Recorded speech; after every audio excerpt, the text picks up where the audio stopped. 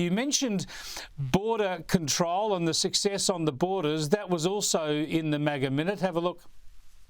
On the border, the administration has officially deported more than 50,000 illegal immigrants from our country, a 627% increase in monthly arrests under Joe Biden. That is stunning success, Kristen, as you've talked about in the past. Now, I expect with this faux State of the Union, effectively a State of the Union address tomorrow, it's called something else because he hasn't been sworn in too long, but I expect that border protection would be one of the achievements the president would focus on pretty strongly. Yes, it's expected to be. This address is going to focus on what is being called the renewal of the American dream, and it will feature 4 main sections. The first will just be the accomplishments we've seen so far under Trump. I mean, he's just accomplished a great deal, more than Biden did in 4 whole years. And then secondly, what Trump has done for the economy. We're finally starting to see the economy bounce back after 4 years of a very sluggish economy and recession fears.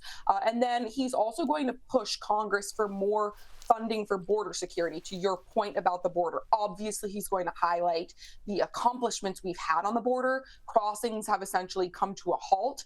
However, we need funding to actually implement a larger deportation effort. And then finally, Trump will also be addressing his plans to instate peace around the globe.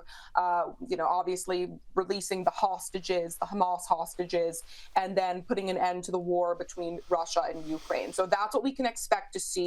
And I think he'll draw a big contrast between the last 4 years and what we're seeing now, which is just prosperity on the rise, a feeling of confidence back in the country, and having a leader who acts like we are the greatest nation in the world, the strongest nation in the world, to have that confidence back and kind of a swagger. Swagger is back in America. So I think it'll be a very optimistic address. It's not a very hard contrast to draw. We've had a few years of a sleepy American administration, and right now it's hard to keep up. Plenty on the president's plate, and we'll be all over that address tomorrow. Thanks for joining us again, Kristen. Thank you very much, Chris.